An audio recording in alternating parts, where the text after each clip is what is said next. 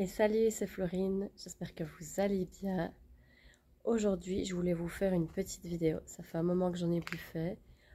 Il fait beau et ça fait là quelques jours, je dois dire, allez, 4 jours qu'il fait beau. On a eu même des températures assez hautes. Et là, il fait magnifique, 23-24 degrés, c'est la température idéale en Belgique. Nuages, soleil, c'est un temps d'été typique à la Belge, mais voilà, c'est le temps auquel on est habitué, donc moi ça me plaît. Alors, depuis la dernière vidéo, je dois dire qu'il n'y a pas beaucoup, qu'il n'y a pas grand-chose qui s'est passé en termes de jardinage. Il y a bien eu de l'arrachage de mauvaises herbes, etc. Pas beaucoup de plantations, enfin si, quand même un petit parterre que je vais vous montrer. Mais comme il a beaucoup plu, tout ce que j'avais arraché, ça a déjà repoussé. Donc là, je vous avoue, je vous fais une petite vidéo pour vous montrer un peu comment ce qui se passe, un peu ce qui est joli pour le moment. Mais j'ai du plat sur la planche, comme on dit, et je vous montrerai des petites vidéos comme ça sur Insta en fonction de mon avancement et quand le jardin sera vraiment magnifique, mais je pense pas que ça n'arrivera cette saison. En tout cas magnifique dans le sens où moi j'aimerais qu'il soit. Je vous ferai une autre vidéo, mais en tout cas c'est sûr, le jardin cette année ne ressemble pas du tout à ce qu'il était l'année dernière. Enfin, je vais vous montrer un petit peu ce qui se passe pour le moment. Alors, tout d'abord, dans les choses en cours, donc ici on est le 22 juillet. Et j'ai des choses encore à planter. Je pense que j'aurai des choses toute l'année à planter de toute façon. J'avais été à la jardinerie, une jardinerie tout près de chez moi qui s'appelle La Pâquerette. Et j'avais acheté des géraniums qui s'appellent le géranium Joy. Ils ont un peu soif, il faut que je les arrose. Et c'est un géranium qui est en fin de floraison. Je pense qu'il va refleurir après, mais il est rosé comme ça. Et au fait, je voulais en mettre un petit peu à plusieurs endroits dans mon jardin parce que ce qui manque vraiment dans mon jardin, je pense que je vous en avais parlé, c'est les couvre-sols. C'est pour ça que je construis mon jardin petit à petit. L'année dernière, c'était beaucoup des annuels parce que j'avais fait beaucoup de bouquets de fleurs séchées. Cette année, j'en fais pas parce que j'ai pas le temps de toute façon. Et puis, on a eu un printemps qui ne le permettait pas. Et j'ai aussi acheté des anémones que j'aime beaucoup et qui ont du mal à pousser chez moi. Ce sont les anémones Honorine Jobert, 2 que j'en ai acheté.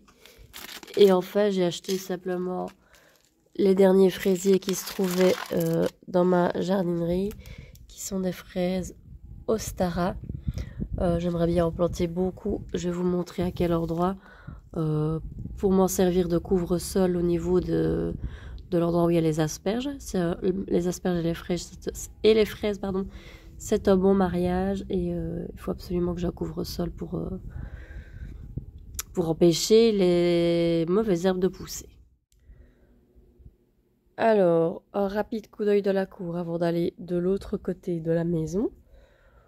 Des hortensias. Ça, c'est un nouveau qui n'était pas là la dernière fois. Il était bleu, là, il a viré au rose. Je vous en reparlerai, mais voilà, je vais remanier un petit peu ici la cour. Je pense que j'en avais déjà un peu parlé. J'avais décidé que finalement, ces deux-là s'en iront, mais ça attendra l'automne. Par contre, ce qui est joli dans ce parterre, c'est ceci. Ce sont des Thalictrum. Alors, cette espèce, je ne sais plus comment ça s'appelle en français. Enfin, de toute façon, dans les magasins, ça c'est sous le nom Thalictrum. Vous avez en blanc, c'est très vaporeux. Ça me fait un peu penser à du gypsophile. Je l'ai en blanc et je l'ai en violet juste à côté. Je ne sais pas si je vais les laisser planter tous les deux l'un à côté de l'autre, mais en tout cas, cette plante-là à différents endroits du jardin. C'est très vaporeux, ça peut être assez haut, je crois. 1,50 m, je sais plus. Et je trouve cette plante vraiment jolie. Alors, le rosier David Austin dans les tons d'abricot Pilgrim, je crois. Je pense, je suis pas sûre. Se porte toujours aussi bien. Il faudrait un petit peu enlever les fleurs fanées, mais il va très très bien. J'aime beaucoup ce rosier. Et voilà, c'est tout ce qu'il y a à vous montrer dans la cour là pour le moment. C'est pas hyper joli, donc Voilà, par exemple un truc que j'aurais dû faire ici. Donc ici vous voyez, vous avez des... Ah ben voilà, je ne tomberai plus sur le nom évidemment. Des sédums, pardon, voilà. Et au lieu de les couper mi-juin avant la floraison, de les retailler, je ne l'ai pas fait, ce qui fait que comme ils ont déjà 3 ans, ben vous voyez que le milieu, là, ça se laisse aller et ça a tendance à crouler dans tous les sens. Tandis que si je l'avais taillé en juin, ben, j'aurais eu une plante touffue sans avoir comme ça des parties qui vont un peu n'importe comment. C'est pas grave, tant pis, ce sera ma leçon pour l'année prochaine. Donc alors ici, c'est un coin de jardin que je commence à vous montrer un peu plus. Mais au départ, il n'y avait pas vraiment des fleurs ici, c'est plus le coin dédié au jeu. Mais bon, je commence à faire un peu des parterres parce que pour que ce soit un peu plus joli, parce que finalement, c'est l'endroit du jardin où on est le plus souvent. Et aussi, j'aimerais bien un peu faire de l'ombre dans ce jardin qui est encore fort très ensoleillé. Et quand il y a trop de soleil, c'est pas agréable à y être. Donc ce parterre-ci, on l'avait fait en automne, non, au printemps, début du printemps. Et il n'y a que des arbustes, il y en aura d'autres qui vont être mis. Mais bon, il est tout jeune et là, il n'est pas encore du tout joli. Donc j'ai mis quelques petites annuelles. J'avais mis notamment des dahlias, mais bon, cette saison-ci, les dahlias, ils ont vraiment du mal. Ils sont fait vraiment beaucoup manger par les limaces. Il y a cette annuelle-ci qui est, je ne sais plus ce que c'est une espèce de pavot, mais couleur champagne, qui est très jolie, qui commence enfin à pousser parce que, encore une fois, ça a eu beaucoup de mal. Donc voilà, et j'avais mis un petit géranium, le géranium que je vous ai montré dans la cour là tout à l'heure, pour avoir un petit peu des couvre-sols, parce que aussi, voilà, ici, je vais un peu tailler un peu tout ça parce que ça ne ressemble pas à grand chose là pour le moment, mais quand ce sera rempli d'arbustes, j'aimerais bien aussi qu'il y ait des couvre-sols au pied de ces arbustes. Quoi d'autre? Donc on va avancer. Donc ici, on a une terrasse avec une table qu'on doit bazarder. Et là, ce que je viens de faire en rentrant, il y a des jouets des enfants qui traînent, désolé. Ce que je viens de faire en rentrant, c'est que j'ai un peu taillé ce figuier. Donc ce figuier, il faut savoir que il doit avoir 7-8 ans maintenant, ce figuier-là. Je l'ai planté ici à cet endroit-là contre le mur parce qu'un figuier, on dit qu'il faut toujours le... C'est mieux en Belgique de le planter contre un mur, en tout cas à l'abri du vent. À l'abri des vents froids. Je ne savais pas qu'il se plairait autant et il prend énormément de place sur cette petite terrasse. On ne voyait même plus la fenêtre ici du salon, donc il faisait tout noir dans mon salon. Et les branches ici un peu, j'ai taillé les branches qui étaient en bas parce que ça allait presque toucher la fenêtre là, donc ça faisait beaucoup d'ombre aussi là. Alors cette année il y a beaucoup de figues, donc tant pis. Parce que voilà, j'ai pas envie qu'ils deviennent plus grands, ça c'est vraiment le maximum. C'est clair, c'était certainement pas le meilleur endroit pour le planter, mais bon, je ne savais pas qu'il se plairait autant. Donc j'ai taillé ici ça il y a 1 heure d'ici, on va dire. Il faut que je ramasse. Et je vais vous montrer. Donc il fait des jolies figues déjà. Je crois que c'est la variété... C'est un figuier assez classique. Je crois que c'est la variété Brown Turkey. Je ne sais plus. Enfin, les figues grossissent. Et puis une fois qu'elles sont complètement mûres, ben, elles deviennent un peu violettes. Elles sont très très bonnes. Cette année, il y en a beaucoup. J'espère qu'elles pourront mûrir. Voilà, je disais j'espère qu'elles pourront mûrir parce que souvent, ce qui se passe, c'est qu'elles mûrissent juste avant les gelées. Et tout d'un coup, là, comme ça. Il n'y a que moi qui en mange, en plus chez moi. Ou bien alors elles n'ont pas du tout le temps de mûrir, ils gèlent et puis voilà. Mais là elles sont déjà franchement grosses et c'est les premières parce que des fois il en fait 2 fois. Là ce sont les premières donc il y a moyen qu'on ait quelques figues. Alors, je retourne de l'autre côté. Donc ici, on a le parterre devant la maison qui est très fouillis. Il y aura beaucoup de plantes que je vais déplanter et seulement déplacer. Ma petite haie là au-dessous, elle pousse. Là, on a un echinacea que j'avais planté l'année dernière, que je pensais qu'il était mort, qui a repris. Je crois que c'est la variété Paluda. J'aime bien comme ça avec les feuilles là qui sont tombantes. Je trouve que c'est très joli echinacée. Voilà. Et on a les pois de senteur là, ça ne ressemble absolument à rien, qui croulent partout. J'en cueille assez souvent, c'est un petit bouquet que j'aime bien avoir sur la table de la cuisine parce que ça sent très bon. Et là, juste ici, là, vous voyez qu'il y a Delphinium qui revient. Donc, j'ai eu les Delphinium fin mai. Et là, je recommence à avoir de nouveau la deuxième floraison quoi, qui arrive. On a des rosiers. Je ne sais plus quelle variété c'est ceux-là, mais ils donnent très bien. Maintenant, il faut que j'enlève les fleurs fanées. Et alors, on a des hortensias. J'ai beaucoup d'hortensias dans mon jardin parce que c'est vraiment une plante que j'aime énormément. Là, j'en ai mis 3 ici et je pense que c'est le Pinky Winky. Donc, il commence à fleurir blanc. Et puis, il vire comme ça au rose un petit peu plus tard. C'est des hortensias paniculata qui sont des hortensias comme ça, plutôt avec des fleurs plutôt en forme de pointe et qui sont plus indiquées, en tout cas pour la sécheresse et pour être plantées au soleil par rapport aux hortensias macrophylla qui eux sont plus des hortensias d'ombre. Enfin pas tous mais pas mal de variétés. Pareil ici, donc un petit parterre avec 3 hortensias paniculata. Ici ce ne sont pas les Pinky Winky, je pense que ce sont des lemon je ne sais plus quoi. Limelight, ce serait peut-être Limelight. Et récemment, très récemment, j'ai planté au pied des Nepeta violettes pour que ça, bon là c'est jeune par terre évidemment, mais pour que ça puisse un peu retomber sur le mur en pierre et que ça soit joli. Alors, on a ce parterre-ci, je pense que je vous l'ai déjà montré, qui est au milieu de mon jardin, que j'ai fait ici au printemps, qui demande à être désherbé, là il a vraiment besoin.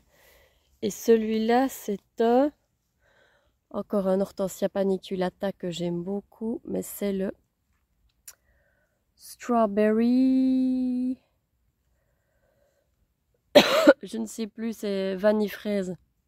C'est le. Oui. Ça fait vraiment des grosses inflorescences comme ça qui virent aussi au rose. Il est vraiment très joli. Voilà. Et on a enfin les pois de senteur qui commencent à pousser dans ce parterre. Je pensais qu'ils ne pousseraient pas, mais finalement ils sont quand même mis à pousser. Pardon. Donc en dessous de l'arbre. Donc je disais en dessous de l'arbre. Donc ici c'est un mûrier blanc. Il y avait quasi pas de feuilles au début du printemps parce qu'il s'était pris une grosse gelée. Et là, je sais pas, en 2-3 semaines, ces branches, il a pris beaucoup de volume, il a vraiment grandi.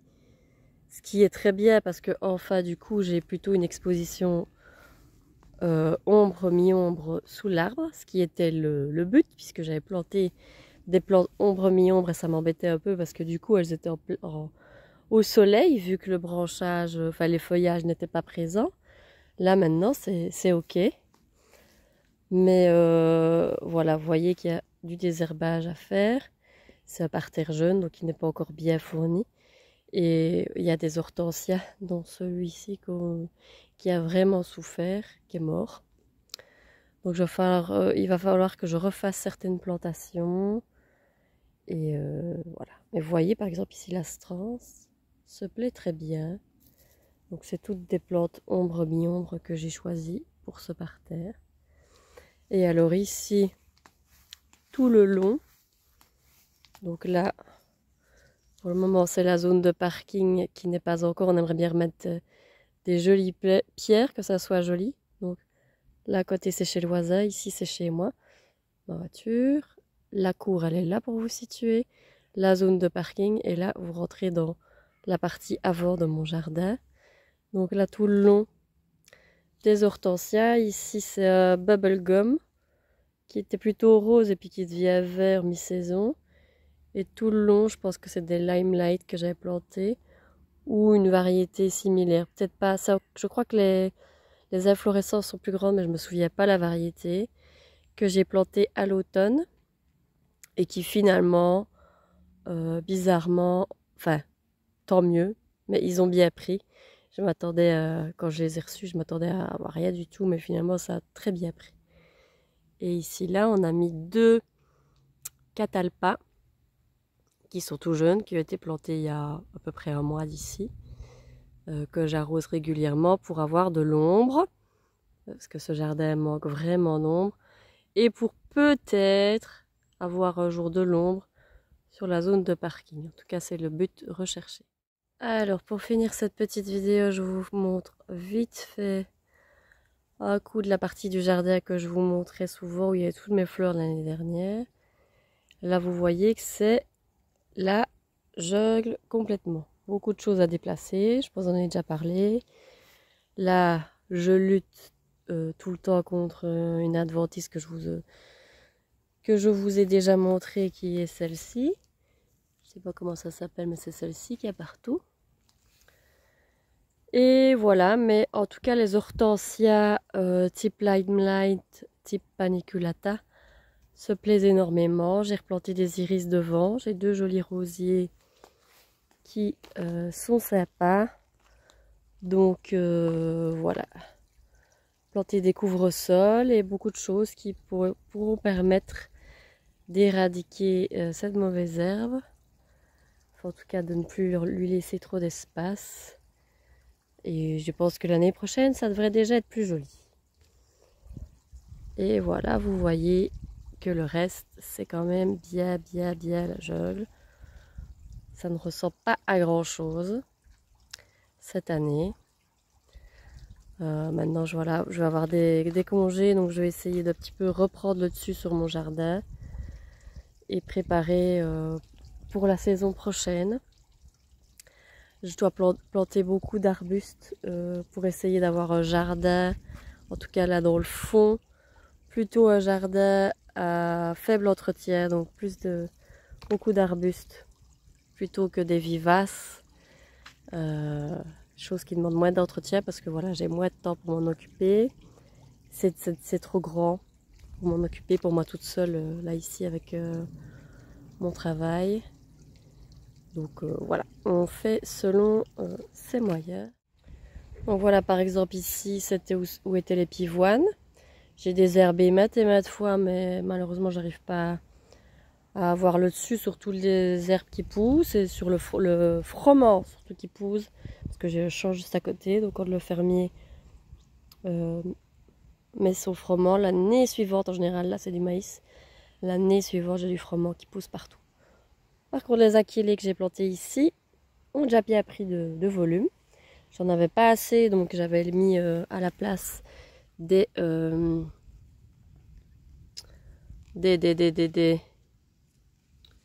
comment ça s'appelle déjà ça, des capucines. Mais si vous voyez que c'est des capucines d'autres couleurs, plus sympas que les capucines, enfin, en tout cas plus dans mes goûts que les capucines rouges ou oranges, c'est plutôt des couleurs très douces. Donc elles prennent l'espace là, donc ça me convient. Et donc mon but étant de déplacer les 2 pivoines qui sont là dans le fond, de les mettre à la suite de ce parterre et de refaire, voilà, achillée devant, pivoine et d'autres petits couvre-sols autour des pivoines et d'autres plantes un peu plus hautes, mais voilà, continuer le parterre tout le long comme ça. Et ce ne sont pas des achillées, ce sont des alchémies, pardon. Les achillées, ce sont les plantes qui sont là, qui se ressèment partout, qui sont très jolies et qui font des beaux bouquets de fleurs séchées et qui attirent beaucoup de petits insectes comme vous voyez. Donc voilà le fameux parterre que j'ai fait il y a peu de temps, que je dois continuer. Tout ce que vous voyez en brosse, c'est le carton. C'est un parterre avec les rhubarbes là au fond. Il y a 3 arbustes, dont 2 Philadelphus, donc quand même des arbustes à floraison. Ici, on a un viorne. Et j'ai mis quelques dahlias, des cosmos, toutes des plantes qui me restaient au fait. Des zinnias. Un petit zinnia ici. Des choux, kale, des choux brocoli.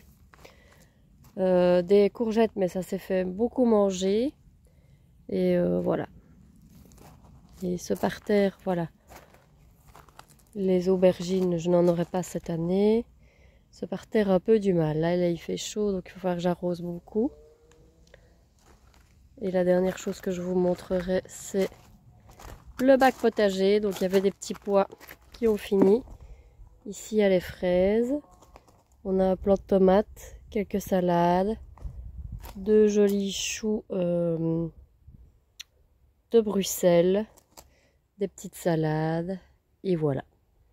Et là, un chèvrefeuille que j'ai planté cette année et qui pousse tranquillement. Et donc voilà, j'espère que cette vidéo vous aura plu. Voilà le jardin à quoi il ressemble cette année au mois de juillet. Si vous regardez celle du mois de juillet de l'année dernière, vous verrez que c'est pas du tout la même chose. Voilà, j'espère pouvoir vous montrer quelque chose d'un peu plus joli dans les mois à venir. Donc si vous avez aimé la vidéo, n'hésitez pas à liker, à vous abonner, à me suivre sur Instagram aussi où je poste du contenu plus régulièrement. Là un peu moins j'avoue, mais plus en story pour le moment. Et voilà, on se retrouve très vite pour une prochaine vidéo. Bye bye!